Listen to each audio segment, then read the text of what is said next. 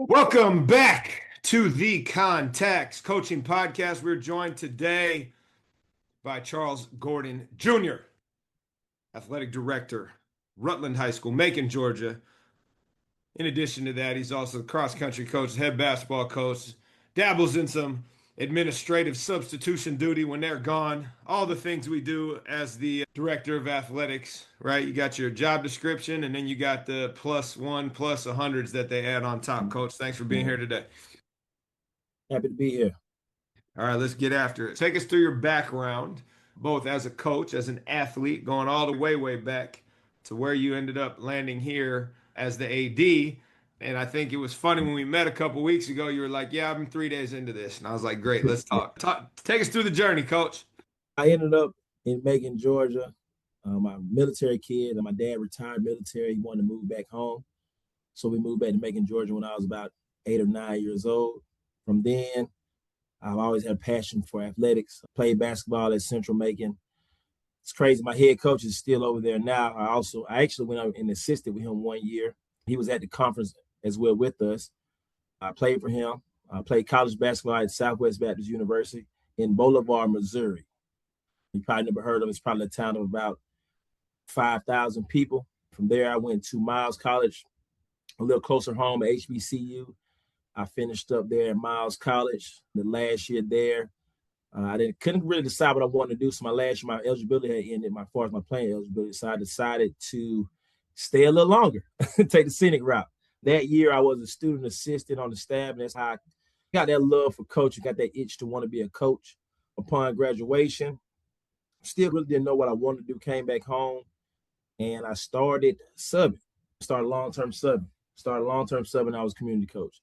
That's how I knew that high school was the only grade level I can do. Elementary was just too much tattletelling.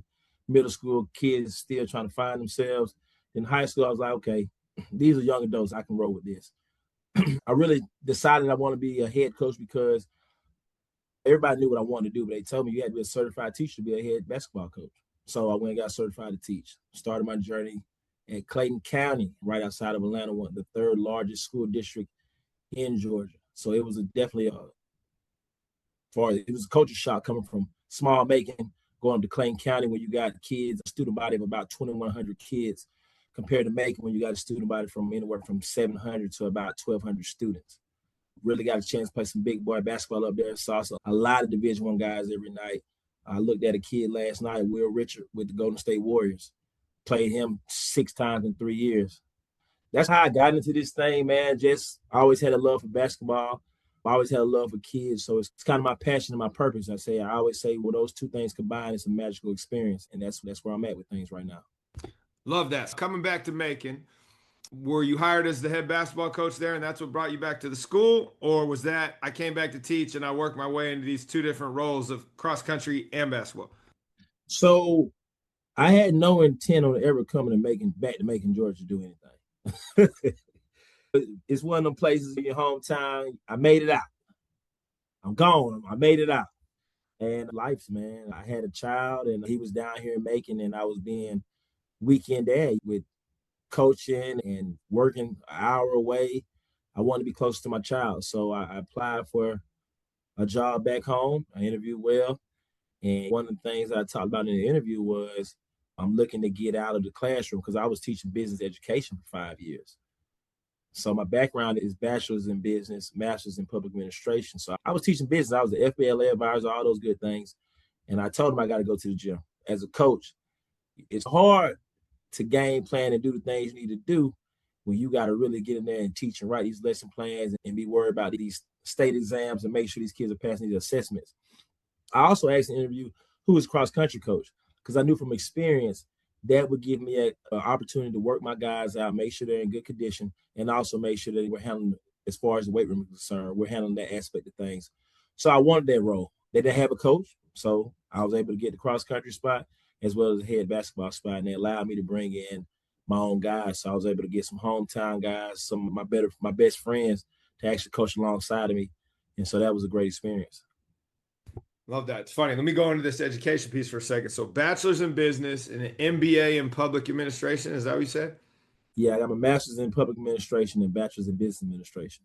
Okay, got it. Master's in public administration. So you put those together, you're in a classroom. How have both of those served you as you have taken on a role of a head coach first and foremost? We'll get to the AD thing later because that's a whole different story. But as you stepped into those roles, right, and you stepped into them concurrently. So first year, I'm the fall, I'm the cross country coach, and I'm the basketball coach. Okay, so you're stepping into that role, new school, two new head coaching jobs, all that coming down on you. You played college athletics. You worked as an assistant in college athletics. You worked as an assistant in high school athletics. What did you realize stepping into moving over the proverbial 18 inches there that you realized that I don't know what the hell is going on. I got to figure this one out. So I actually was a head coach in Clayton County. I was Got there it. for 5 years. So take us back there then as well, because it's the same Yeah, question. yeah. So I was a head coach for Clayton County. I came in, I interviewed, went to a teach fair, interviewed. I went to one spot, man. It had to be 300 people at that job fair, at the teach fair. And they said, once you interview one time, you go to the back of the line. So I went up there to interview for SPED. And so I'm looking at my resume. I'm like, man, I got a bachelor's in business. I got a master's that's business associated. And they had business education positions open. So I said, it makes sense to interview for a business job. So I did. I got the job. The head coach at the time, he needed an assistant. So I was able to step right into that role. So I was there as an assistant for 2 years. On that third year, the coach's mother, Coach Cleveland, man, Kendra Cleveland, great coach, she became ill. So coach stepped away for a long time. I took over. I assumed head coaching duties, then I took over. That next year he came back in and he still wasn't all the way there. He had his mindset on doing some other things. I mean, he's actually running a successful logistics business now. I might should have went with him. He's making a lot more money than me. But he ultimately he came in. I'll never forget it, man. My son was born. It was November 5th, 2020. He called me and he said, "Hey, I'm stepping down." He said, "They're probably about to call you and offer you the job." He said, "I'm gonna tell you right now, if you're going to take it, don't do it for the money because it ain't about the money. It ain't no money in it." He said, "But I know you're ready, and I think it would be good for you." I told him, I said, "Let me speak to my son's mom about it, talk to her about things, and we'll go from there." She encouraged me to do it. I called them back, and they called me, and I told them that I was interested. I had to have an interview with the county athletic director, some administration, just fill out those formalities. So those last 2 years I was in Clayton, I took on those head coaching roles. The biggest thing, the biggest difference was is everything falls on you. Everything falls on you. You have nobody else to point to and put the blame on. No, it's all on me. No matter what you do or what you don't do, everything falls on me. I always say the gift and the curse of coaching is, when you win, man, the boys played a good game. They played a good game. And when you lose, man, that coach sucks. He don't know what he's doing. And that's what the gift and the curse of it. And we take it on the chin as coaches, and we're not in it looking for the praise or the accolades. We're doing it for the love of it and the love of kids. So that was a big thing. And the biggest piece was communication. You're going from probably communicating essentially just with players, admin, and teachers to you're communicating with players, admin, teachers, parents, stakeholders, Newspaper. establishing a booster club. Those things, though, that was the biggest gap that I had to bridge, man, just communication. And you got to be able to have those difficult conversations because they're going to arise. And people are not going, everybody's not going to what you're doing. They're not going to see your vision. And it's not up to you to make them believe the vision or see the vision. You got to just stand on your guns and make sure that you're being respectful in these conversations with people. I think that was another hard thing for me, being so young. And I tell people all the time, I was a young head coach when I first started, man. I was 29 years old. To be a head basketball coach at 29, that's relatively young because it's a major sport. And when I assumed the role prior to me being official head basketball coach, I was about 27 years old. So I had a lot of growing to do, and I grew on the job. All right, so you take that 5 years under your belt, you pivot here to Macon, and same movie, different characters, different set.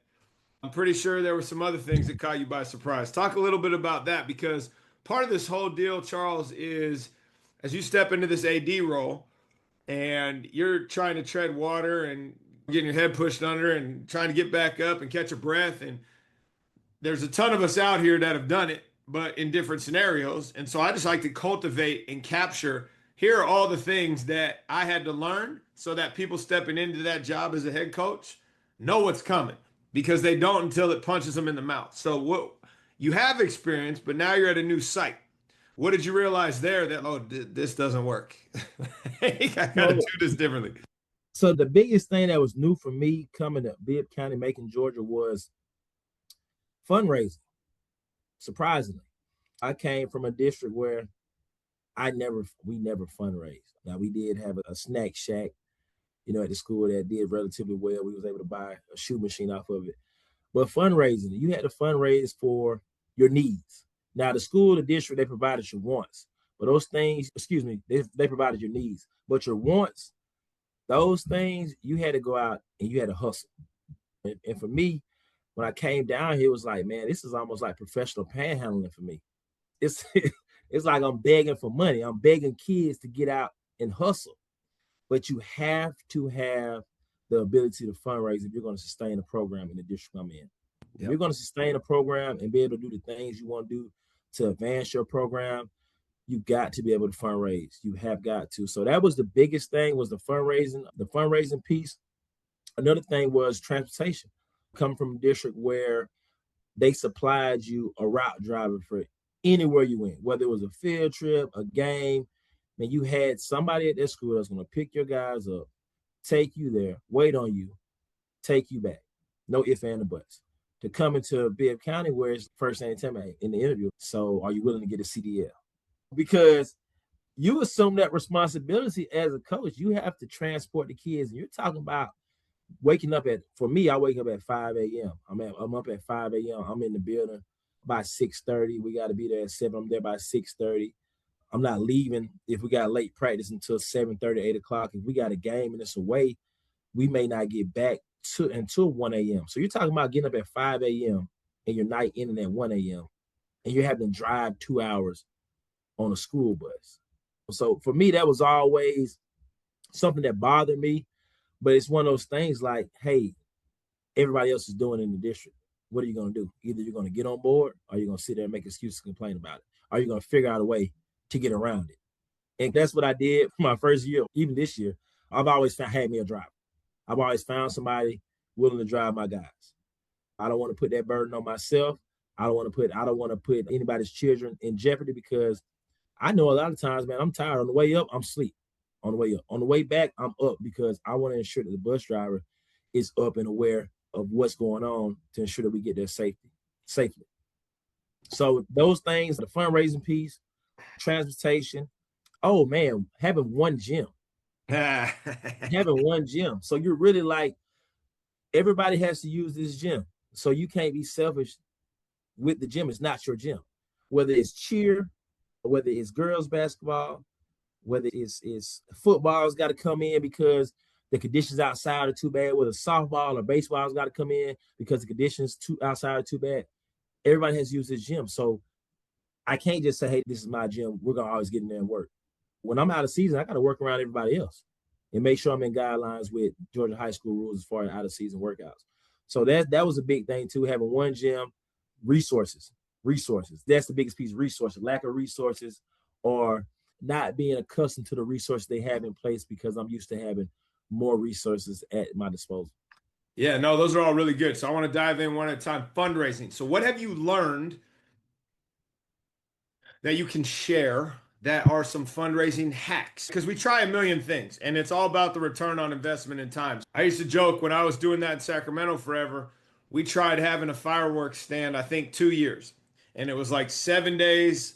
You're sitting out there all this time on task and you're walking away with $2,000. And I'm like, that ain't worth the time, man. I'm just going to go knock on this door and see if I can get somebody to cut me a check. So Exactly. What have you found through your trial and error that you can offer others as this has the biggest ROI, saves you time, gets you the most money for your kids, for your wants? What have you figured out?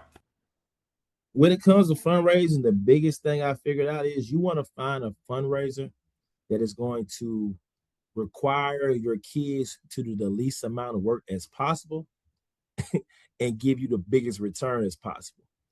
Because correct. Bingo. What are those things?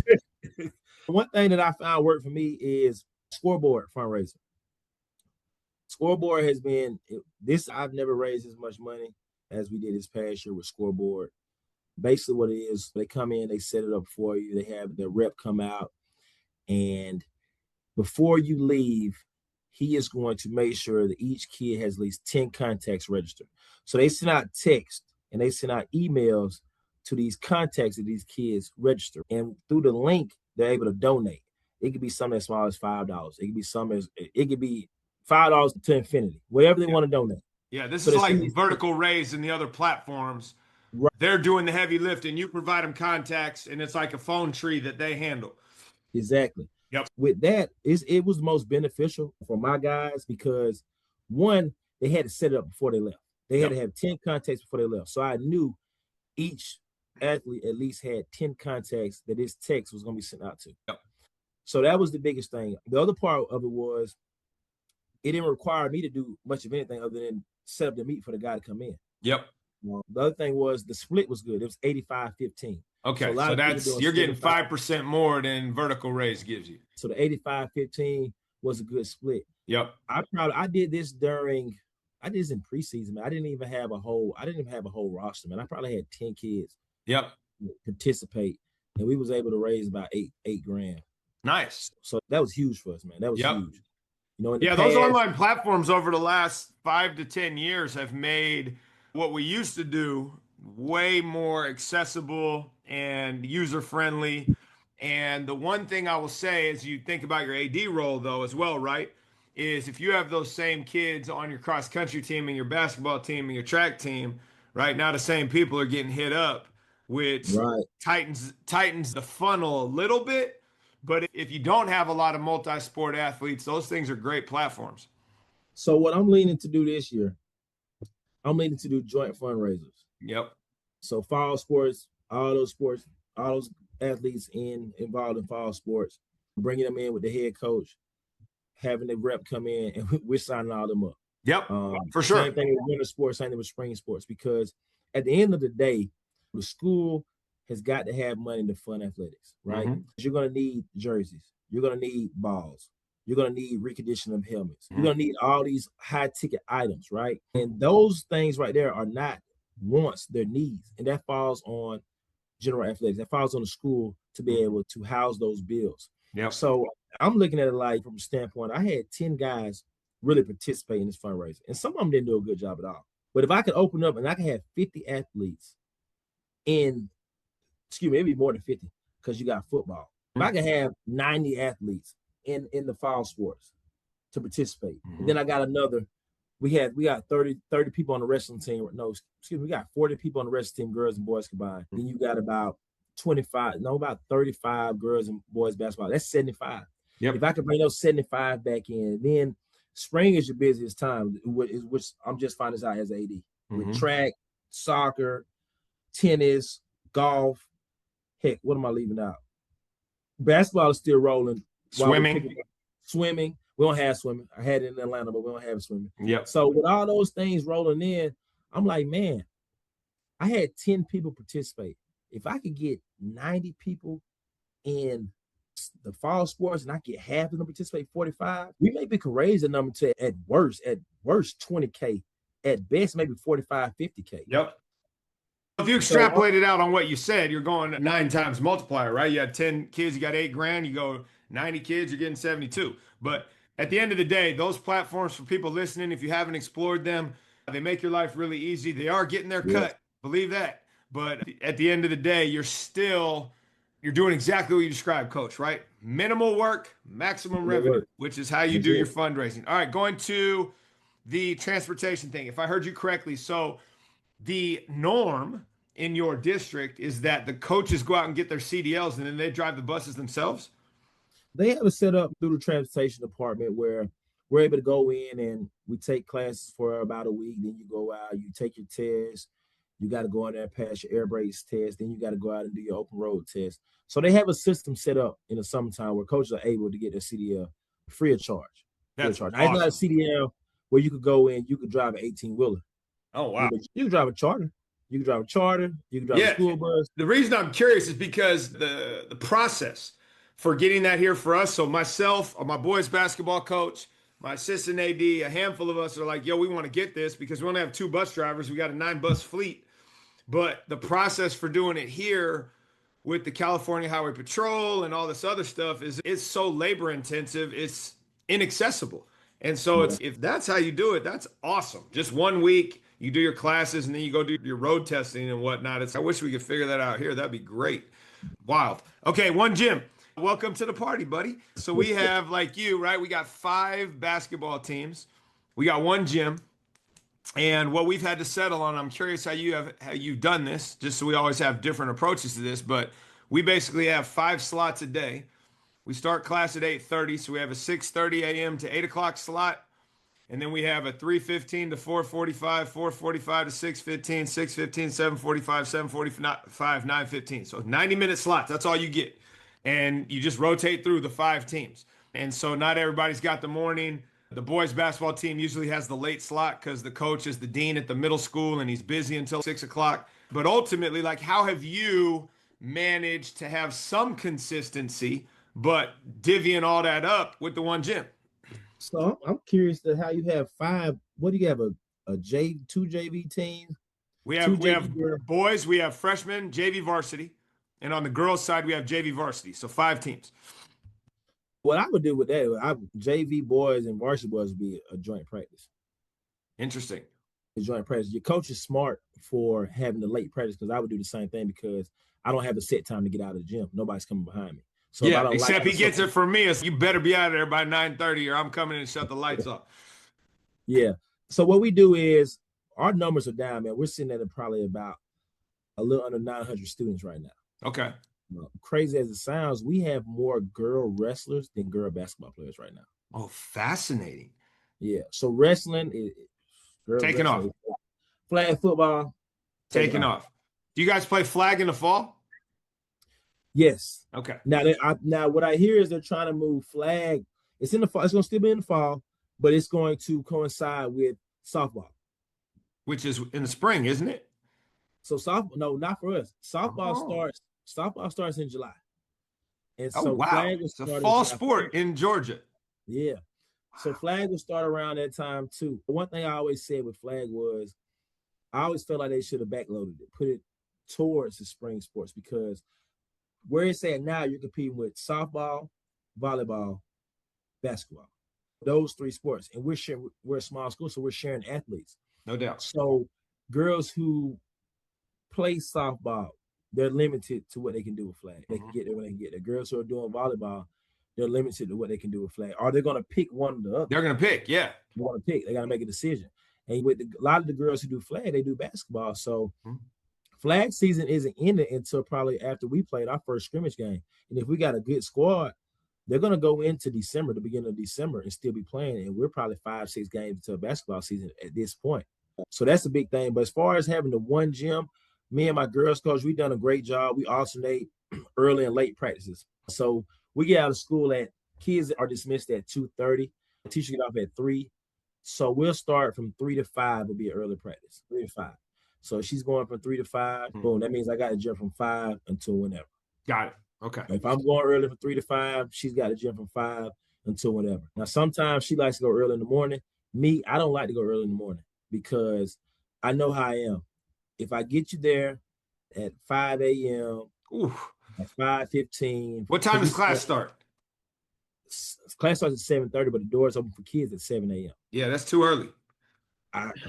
That's too early. Like, we started at 8:30, so having them there at 6:30 to 8 for an hour and a half, they still get to go eat breakfast. Like, that's easy. Yeah. Getting them there at 5, absolutely not. That's crazy. So if I did it early, realistically, 5:30 would be a good time, 5:30 until 7. Yeah. But if I have a practice early in the morning and I don't like what I see, we're just going to come back at the end of the day. Man, you're crazy. All right. Let's go. Let's pivot to the AD role. And the funny thing is, we were sitting there chatting and you were just telling me the story. Yeah, man, I started 2 days ago. So now we are essentially 1 week, because that's how much time you had back before you went to Christmas break. And we're about to start tomorrow. I don't know if y'all are about to start tomorrow, but what I'm curious about is, how did you become the AD 2 days before we were at the national conference? What was the process for that? What was shared with you? What were you given? And what were you just, thank God I was at this conference where I actually learned some of the things I have to do because I don't know what I've gotten myself into. First off, I had a great mentor, the athletic director who was before me. Man, he's so black and white, no gray areas. Everything is done by the book, and that's something that I always stick with me. So I got thrust into the role, so to say. I took on the role as assistant athletic director to start this school year. And my admin, they knew that I was looking to move into leadership, and that was the overall goal for me. And the end goal of education for me was to be in leadership. We had a position, the position was open. Our AD at the time, they asked him who he wanted, and he said he wanted Gordon. He always thought highly of me, and I appreciate him for that. And so that's how I moved into that position. I'm going through the year, learning the ins and outs, seeing all the work that he's doing, and seeing all the work that I'm having to do. And I'm knowing my plate is 10 times smaller than his plate. I'm learning, I'm growing.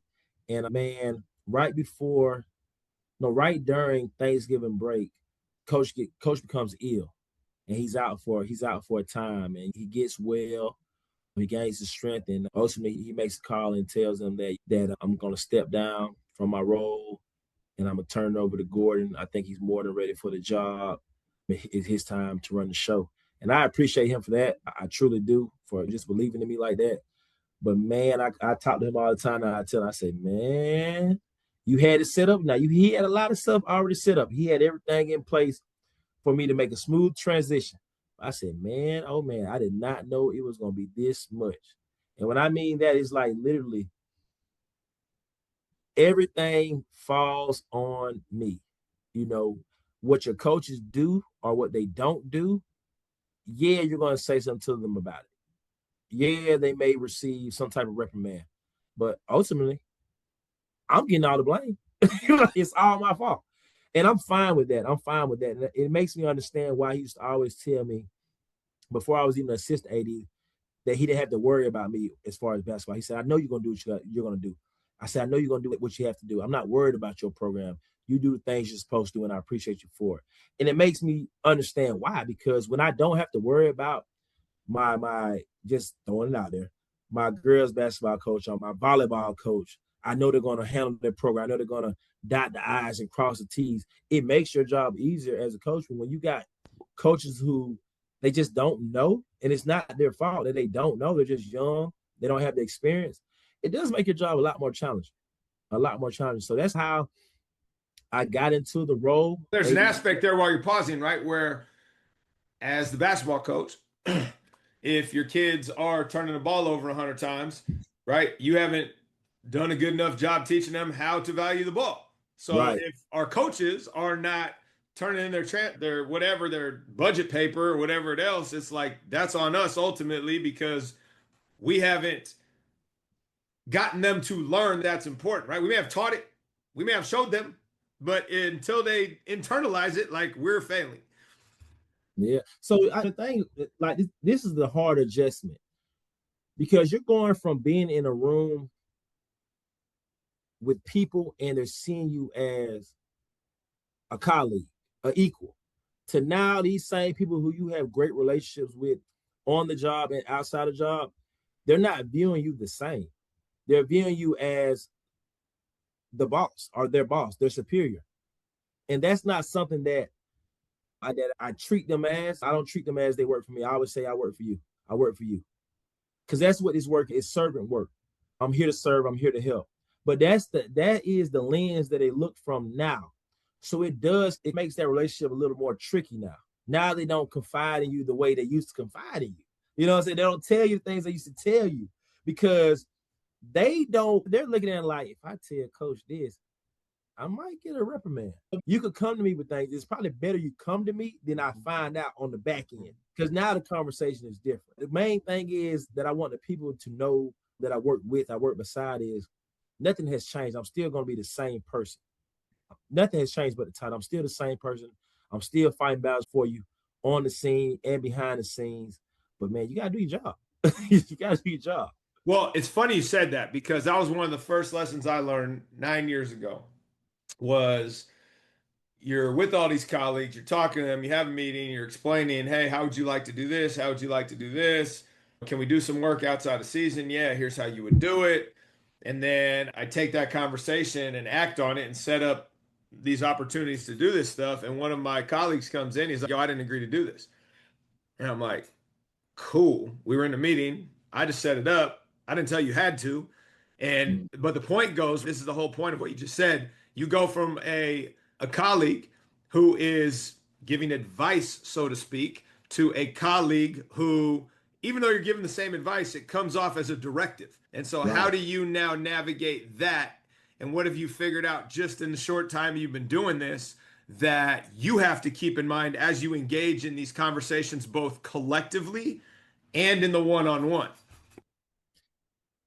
I think the biggest piece that I just learned probably in the last week, all conversations are not meant for a group. Some conversations are meant for a one-on-one. Some are meant for a group discussion. You got to understand, it's like coaching. I cannot approach all of my coaches in the same way. I gotta It's like your adjust. athletes. Same Yeah, deal. it's the same thing. They're still people. I'm going to be consistent. I'm going to treat all of you inconsistently. Yeah. So that's a big piece. I'm just thinking about a situation that occurred where it was some stuff not put in place before I took the job. And the stuff wasn't put in place because the AD was out at the time. And now I'm dealing with the backlash from those things not being put in place because he was out and we were not able to have that channel of communication. So I would know that I need to have these conversations. So now I'm cleaning up a mess, and the coach he's apologetic about it. He's sorry about it. And I'm just like, dude, it's okay. You didn't know. I said, and I'm just telling him, like, but the thing of it is, if you don't know, ask. If you're unsure, ask. And it could have been, I could have came at him different. I could have reprimanded him because he was wrong. But that's not the approach that I want to take with my people, the people I'm serving. I don't want them to look at me as a dictator or anything that such, man. Like I always say, I'm here to serve. I'm working for them. Man, I'm hoping we're all around for a long time.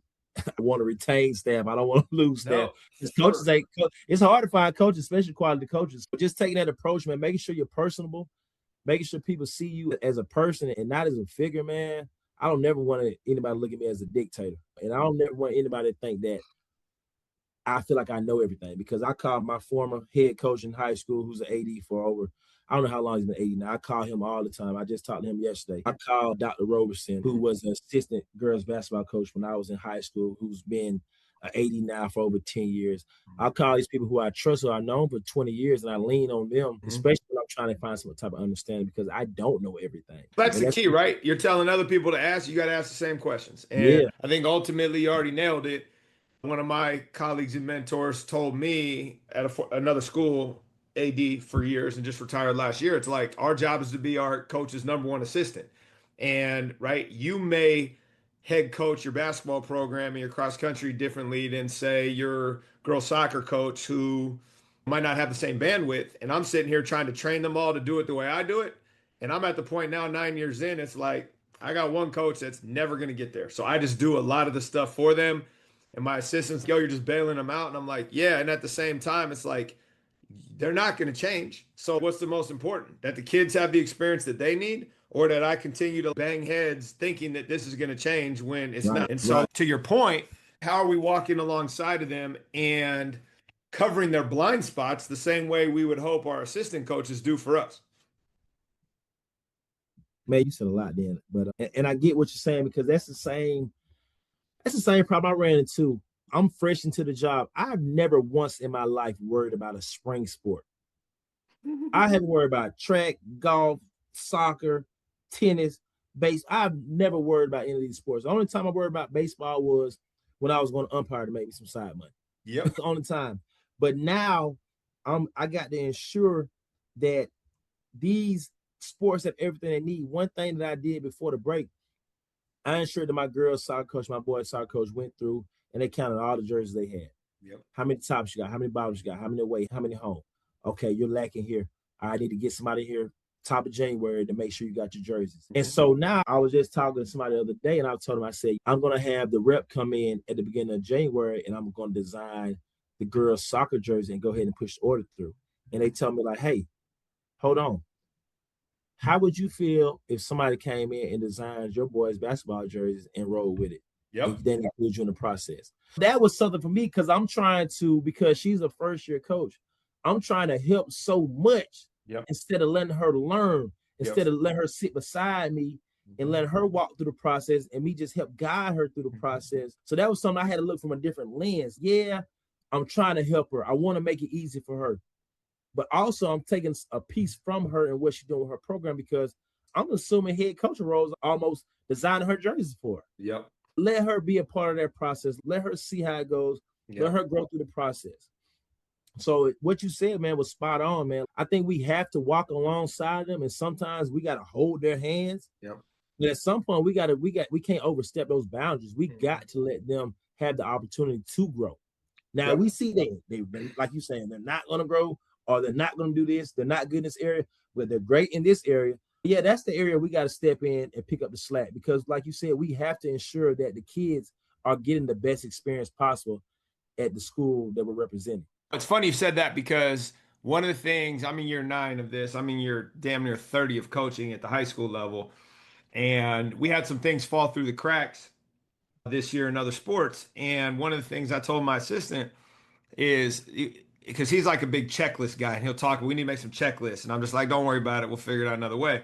I told him this year, I said, we do need those checklists because there are some things for my first year head coach that fell through the cracks, not because of any failing of hers, but because I didn't drill down on the minutia of it because I do it with my eyes closed and don't even realize I'm doing it as a 25-year head coach, right? It's just part of like my day to day. Whereas for her, it was like, wait, what do you mean I have to do X, Y, and Z? You never said this because I never bothered to think about all the things that I'm doing naturally without having to go through a checklist. So that's one of the things that from this fall with the new head coach taking away, it was like, hey, we got to make sure we do a better job onboarding people because some of the things that I take for granted are super important to someone that has no idea. And here's the best example I'll ever give you. I had a gal who was our JV girls soccer coach. She's now our director of residence here, does a great job just climbing up the ladder. But the following year after she was the JV soccer coach and then she moved into something else, it was like, let's see, so like early November, I'm like, hey, where are the uniforms? She said, what do you mean? I was like, where did you put them when you collected them? She said, I had to collect them? It was like, I just lost a whole set of uniforms because she didn't know she needed to collect them. And it's, okay, whose fault is that? And I'm like, how do you not know you need to collect these uniforms? But did I ever say, hey, you got to collect these? So there's ultimately like those areas that you've been doing it so long, I've been doing it so long. How are we breaking that down into beginner's mind for these other people? Man, I'm ready to take the same thing. I told you I had the girls soccer and boys soccer count their jerseys. And so my boys coach, he comes back, he like, yeah, coach, I got 20 tops. I only got 19 bottoms. He said, I'm gonna need some more jerseys this year. I said, when you last get jerseys? He said, last year. I said, oh, you ain't getting no jerseys this year. I said, I guess you had 19 kids out there participating this year. Because the thing I'm telling him is he may not have known, but now he knows. And I wasn't in the role.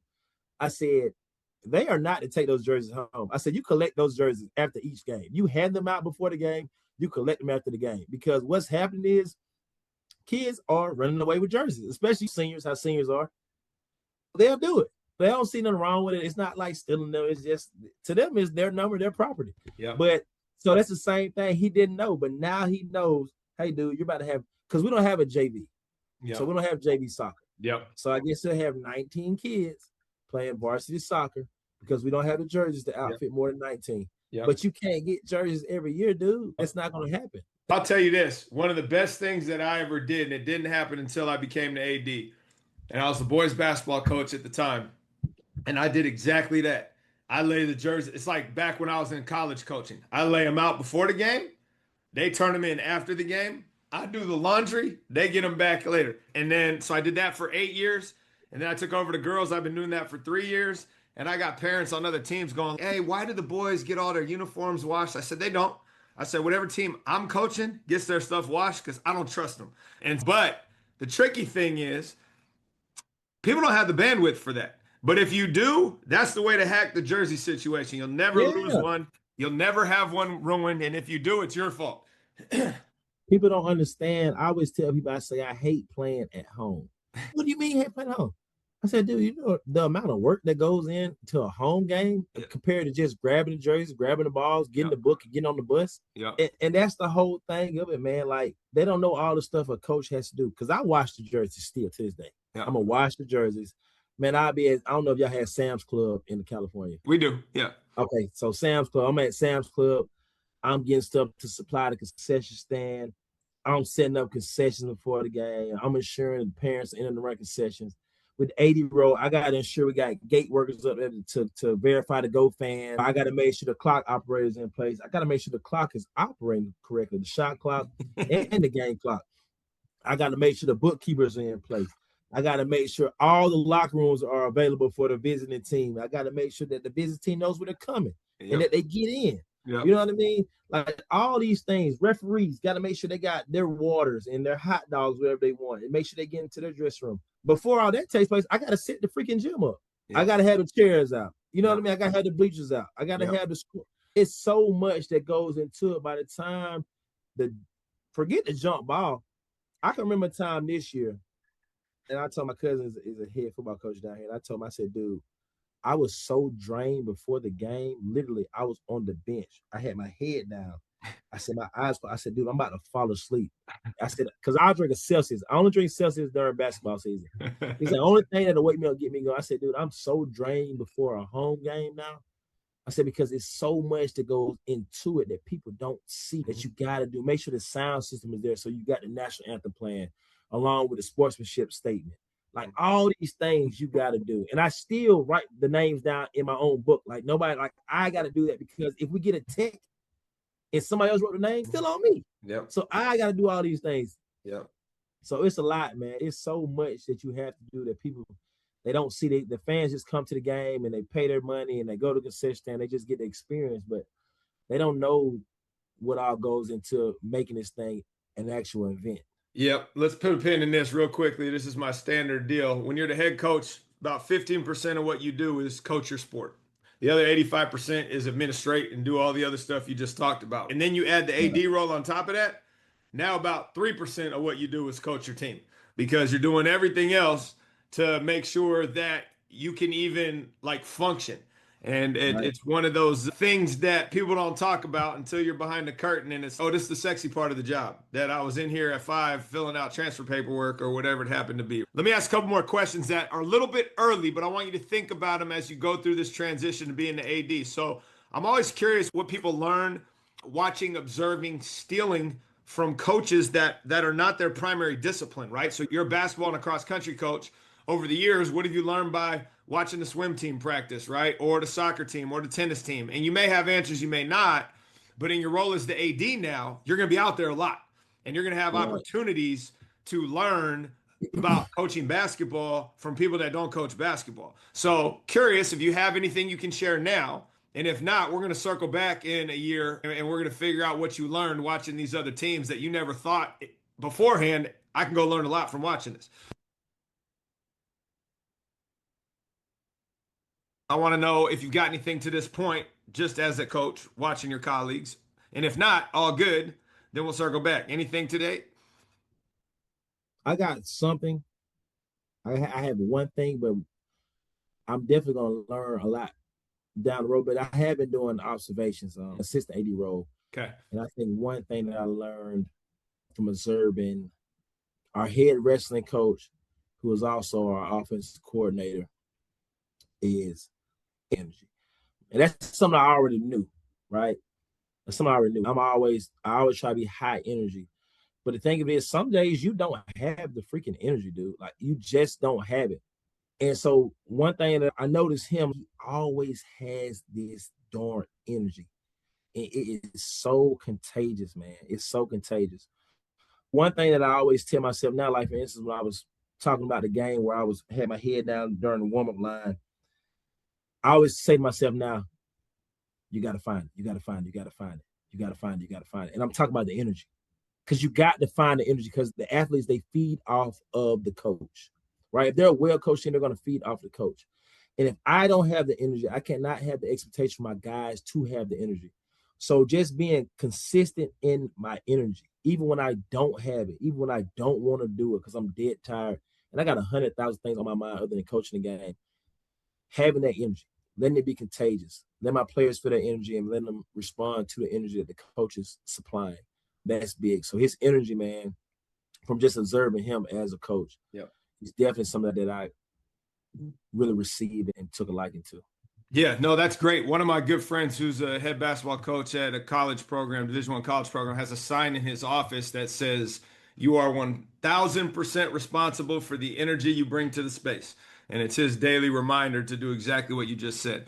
Let me ask this, and this is, you've got a longer coaching background than an administrative background, but Yes. how has your approach to coaching changed? Whichever sport, all sports, whatever, from when you started until now? And do you anticipate any other shifts to changing your approach now that you're the AD and things from a different perspective, and you sat in some of those classes we were in that ultimately give you a little different perspective on things? So when you first start, I think even for you, I think you could be honest about this. I think all coaches, man, you want to win. You're like, that's it. That's it. Is it you want to win? And so for me, I think the biggest shift for me was like understanding that all wins don't come by way of the scoreboard.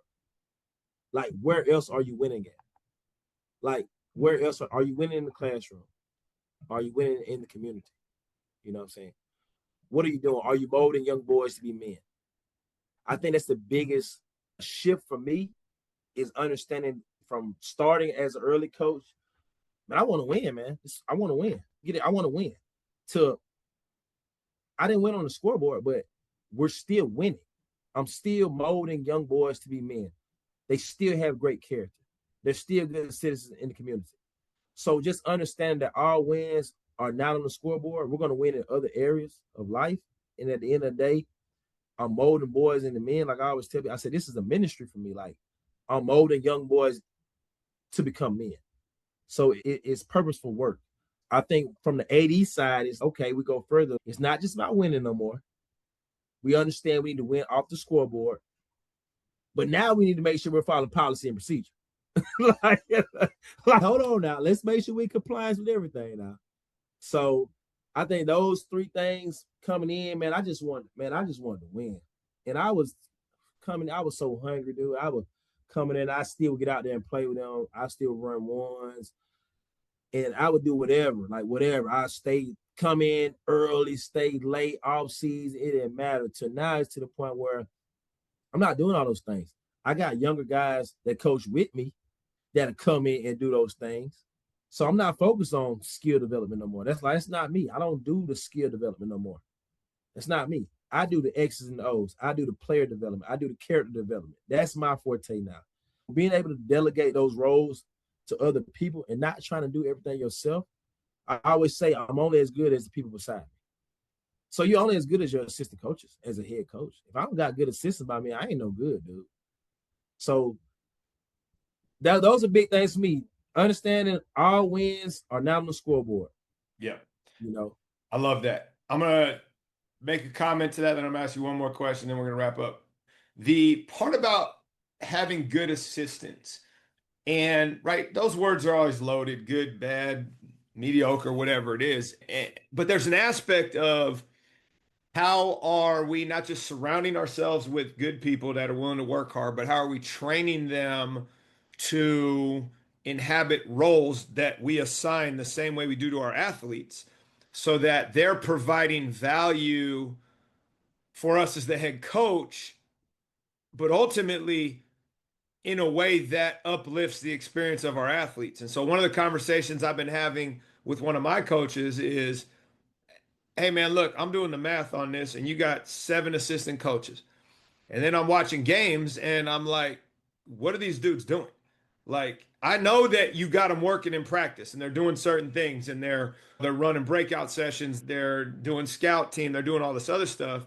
But how are you utilizing them in contests so that you don't feel alone in making some of these decisions. So how are they making suggestions? How are they providing value? And one of the things I always used to tell my assistants, I still do, it's like your job's to make 99 recommendations and get told no and still make number 100 and not get your feelings hurt about it, but keep coming at me because I may not have heard you the first time, whatever it might be. I might have ignored it. It didn't fit at the time, but later on it might. And it's funny, both of my assistants currently, who have both been head coaches in their lives, I've shared a couple of drills and a couple of sets with them over the socials the last few days. And we were away, we were in the hotel, and one of them's like, dude, I'm mad at you. I shared this with you a year ago. I said, cool. And it didn't land then. And now it is. But it's like, how are we training them, to your point, to cover our blind spots if we can't manage all 72 things going on in a game? I was I'm gonna finish with this, is I actually handed off, to the extent possible, substitutions to my assistant this year. I'm like, here's the rotations. You figure it out. I'm not dealing with it. I may overrule you when you try to send somebody in, but 100%. I ain't doing it. 100%. You said a lot there, but it was all good. I'm gonna start with something you said in the latter part. He may have sent you something a year ago, but it may not have fit the personnel that you had a year ago. So I think the first thing that any coach that I bring in, I always tell them is, I say, I'm gonna let you coach. So the first thing is you have to give them a voice. You got to give them a voice, and they got to understand what the standard is. You got to show up, man. You have got to show up, because you got to show up, you got to work, and you got to be on time. Because I'm giving you a voice, but if you're not showing them consistently and you're not showing up on time, the kids are not going to respect the voice I'm giving you. And I always tell my coach, I want to let you coach. I'm going to let you put plays in. I'm going to let you make subs. I don't want to make substitutions. I look over there at some games, sometimes during the game, and I'm like, it's like, coach, suddenly get out. I said, look back, send somebody for him then. Don't tell me somebody needs to come out the game. Okay, if you know he needs to come out, send somebody to the table. If I don't like the sub, I'll look back. Hey, who we going in for? Yeah. Oh, no, come on back. So you got to give them a voice, man. You got to give them a voice. They have to have a voice in practice. If they have no voice in practice, you can't have the expectation for them to have a voice in the game. They're not living up to the standard, the expectations in practice. They're not showing up. They're not putting the work in. They're not fully committed and bought in. You can't expect the children, the kids, the athletes to respect the voice. So it's a two-way street. It's a two-way relationship. I'm going to allow you the opportunity. My kids are going to allow you the opportunity. It's up to you to show them and show me that you deserve this opportunity. You're going to keep this opportunity. Because when you come in, it's full autonomy. I'm not asking no questions. I'm not questioning what you're doing. You know what I'm saying? I might say, hey, I ain't questioning. I'm going to tell you, we're not doing that. Even today, I'm putting in, I focus so much on defense during this break. We got the offense to start the year. And I got a young coach. I've been knowing, me and his brother are best friends. I've been knowing him since he was, probably 3 years old. And he's a young guy. He's about 5, 6 years younger than me. And he challenges me. A lot of things I do, he challenges it. And I'm totally fine with that, because I had to have guys that challenge me. And it's fine to challenge me. But it's not fine to challenge me during certain times. Don't challenge me during the game when I'm giving an instruction or direction to a child, to an athlete. Don't do it. It's not the time. But in practice, oh, yes, please challenge me. Having a coaches meeting and I'm going to the board or something, oh, yes, please challenge me. Or if you find something you can do better, I'm going to throw you the marker. Go draw it up. Show me. Because I'm never going to get to a point or age where I think I know everything. I'm still learning. I'm still growing. There's still more to be had. I just roll with that for my coaches, man. But I always tell people, man, I look at a lot of times, guys go out there, man, they got 11 freaking assistant football coaches. For real, you got 11 freaking assistant football coaches, and you got 3 in the box, right? And you got 8 on the field. You got the head coach, you got the OC, you got the DC, then you got 3 guys down here, and you got 3 guys down here. And you could just see the divide on the sideline. These guys are not in sync. They're not unified. There's no unity here. You can see this guy made a play call on 3rd down. These 3 guys right here, they heard a play call, and I watched them. They walked all the way on the other side of the football field because they didn't agree with the play call. Have you seen that before, though? Yep. All the time. Absolutely. So, it's like they say strength in numbers. No, it's not. There's no such thing as that's not true. It's not. If the numbers are not quality, I tell my kids all the time, I say, hey, I'd rather have 2 friends that can't fight, but will fight, rather than 2 friends that can fight but won't fight. Right. Because it's time to go to war. I need some guys who I know gonna have my back. Right. They're gonna put Right. their back to the wall and they're gonna grind. And so that's the thing with that, man. It's quality coaches, man, but you got to empower them. You got to give them a voice. You got to give them an opportunity to make mistakes and see that, hey, he can't do this. She can't do that. And so I think as head coaches, man, we have got to empower our assistant coaches, give them a chance, opportunity to make mistakes, to fail. And then we still got to be able to coach them back up. I also think, so if you're year one or if you're year 30, your bandwidth for navigating and managing, I'm going to use that word very specifically instead of leading, managing the various things that go into a basketball game, right? Subbing, tactics, communication, timeouts, quarter breaks, halftime, watching fatigue, all of that, right? There's 100 different things. Calling plays, like whatever it happens to be. And it's in year one, you are physically and mentally incapable of handling all of that. In year 30, you can handle it all, but you're going to be like a 7 at all those things. So, like, how do you get to a place where, like with your athletes, where you give them very clearly defined roles? Like, you're a shooter, you're a driver, you're a ball changer. What? Yeah, you pass to the next guy and cut, get out of the way. That's your job. But it's like, how often do we do that with our staffs? And I still struggle with it. Like, I want to get to a place where I have an offensive coordinator and a defensive coordinator. And it's like, yeah, I want to control things too much. And I'll get there eventually. And I'm 30 years in. But anyway, all of that to say, if you're more inexperienced in this, like, how do you offload as much as you can so you can focus on what you can be great at? Let your assistant focus on what he can be great at, or she, so that your athletes are benefiting. Because ultimately, that's who we care about. And I think that's great messaging that you just shared about the football staff, because it's dead on. What? Last question. And this is more about the times that have come upon us domestically over the last 20 years, where we've been pushed further and further into our echo chambers rather than actively seeking out disagreement and dissenting voice in our lives. And so I'm always curious, how are we being very intentional, that's not a word, intentional about challenging our belief system and being willing to change, right? So the question is, what have you most recently changed your mind on? And it doesn't have to be about sports, it can be about anything, right? But we don't, the algorithms no longer provide us with things that are actually challenging our belief system. They're just validating where you are, right? So, like, how are we going to the extra step of finding ways to say, hey, I believe this. Is that still real? Should I change my opinion on this? So I'm curious what something you've changed your mind on recently and intentionally.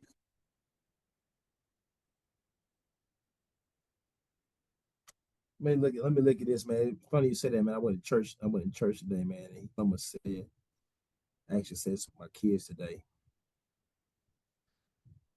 All right, building what we believe. That's something that I've changed my mind. And when I say building what we believe, so I know that I'm building something, right? I'm constantly building something, right? But what I changed my mind about is in the midst of building what I believe, understanding that things are not going to always work the way I want to work. There's going to be some roadblocks. There's going to be some stumbling. There's going to be some potholes. Like, your way is not going to always yield the result you want. It does not mean that your way is not right. It means that it's going to come with struggle and it's going to be a process, right?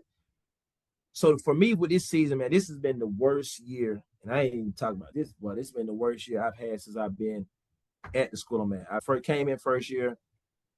First year, they had made the state playoffs in about 8 years, made the state playoffs. Second year, state playoffs. Third year, state playoffs. First 2 years, made the state in cross country. I never even coached cross country. I don't know cross country from lick of paint. I know how to make kids work hard. Trusting that process and it yielding the result I want. And then this year, we're 1-11, right? And we've had 6 games where we lost by 2 possessions. We lost to the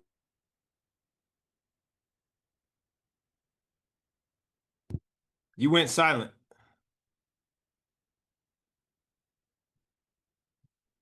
Coach, just there we go. yeah. I got you back. Say that again. You're 1-11. I lost Can you you. hear? Yeah, I can hear you now. Go ahead. Okay. So I was saying we're 111 right now, and I got a young team, and I got 2 seniors and only one guy who's really been in the program for a long time that really plays. We're young, we're super young, super talented, but I'm not used to losing at this school. I've been to the state playoffs every year since I've been there. I've been to the state playoffs 2 times cross country, and I didn't know nothing about cross country. I know how to make you work hard. So having 6 games, losing 6 games by 2 possessions, lose to the number 8 team in the state by 6 points, 2 possessions, having 5 games where you miss 15 or more free throws, and you start to question what it is you're doing as a coach. Is it working? Is it not working? What can I do different? And then your guys start to question you as a coach because you're not yielding the results you used to yield. And that comes with the territory. Like your guys are going to question you when you're not yielding that result. They're going to question. You're going to have somebody in the team, somebody in the program that has influence over other kids, and they're going to begin to question the coach. So understanding that what you're building, what you're doing still works and will work, but adjust what you're doing according to the personnel you have. I see a totally different team these last 10 practices we had. I'm like, dude, where the freak was this team? Because we look like, I'm like, oh my God, but I'm changing things I'm doing to fit the personnel I have. Yeah, it's a way I thought he could have done this. But now I can't rely on you. I got to see this guy who I just said, hey, you're nothing but a 45 dive guy. And those that know what 45 dive, that's a backdoor cut. You're a 45 dive guy. Nah, I got to bring you to the top, buddy. I got to let you come off a ball screen and see can you get downhill and do a DHO, which is a dribble handoff for those guys. Yep. DHO and get some going. Yeah, you a screen and roll guy. Nah, I'm about to let you pick and pop. Now you go DHO and get one of these other football players going downhill, touch some paint and get physical. So adjusting what you're doing, right? But understanding it's a process and what you're building still is going to be built, but it's going to come with some roadblocks. Hey, that loan ain't get approved. They didn't approve that builder. They said that builder didn't have enough experience. They said he needed some more experience. He branched off from who he was working with, and he drew you a floor plan at a cheaper rate, but they're not going to approve that. The insurance won't approve that because he don't have enough experience. Okay, I like the floor plan. I'm not going to drop another one and spend another $1,000 on another floor plan. I'm going to take it to another experience builder, and it may cost me a little more money, but the plan still works. Yep. You see what I'm saying? I do. So I think that's the biggest thing for me. It's almost like you got to be a chameleon, man. You got to be able to adapt. Having that chameleon skin, being able to adapt, man. To be honest, man, this is the first year since I've been coaching where I truly felt like I almost lost my voice in my team. Truly, to be honest, I felt like I had enough guys that had enough influence that they were poisoning my young boys. So how do you attack it as a coach? You got to call it out. You got to call it out. And so I got to get the young boys back because they're 14, 15 years old and they're super talented. They're playing varsity, they're starting varsity, they're super talented. I got to get them back. I can't let y'all poison them because I'm going to get rid of y'all older guys if I get rid of them. So I got to get them back on board. Then I got to have conversation. That's those one-on-one conversations with these older guys and get you to understand that I'm the same coach. I still love you. I still pick you up. I still feed you. I still give you the clothes and the shoes out my closet. I do anything for you. I still love you. I said, but we're not doing this. I said, it's got to be reciprocation in life. What I'm giving you, you got to give me something in return. And I'm not asking much more than just loyalty. Yeah. So right now, I feel like I've got control of my team. I'm excited to see what happens when we play again on Thursday. We've had some great practices, man. But, man, just trusting the process, understanding what you're building is going to come with some roadblocks. But at the end, they were still standing. And that's the reality of any of these seasons and any of these long-term programs. And as you start building your identity as an athletic director, it's going to be the same thing. Growth is not linear. It looks like the stock market, man. Keep that in mind, right? Yeah. And that's what I was thinking about the stock when you was talking about the fundraiser. I was like, hey, that fundraiser just like them stocks. Hey, make your money work for you. Yep, exactly. All right. Hey, man, I appreciate you taking the time. I've been looking forward to talking to you. We're definitely going to do this once we get to the summer. We're going to do it again and figure out what you learned over the course of that part. Oh, man. Hey, man, I appreciate you. This is a good dude right here. And I met him coming out of Starbucks. He plugged me in with so many people, man. Justin is doing great work. Truly a servant, man. I appreciate everything you've done. I appreciate everything you're doing. Y'all lock in with Justin, man. He's a good dude.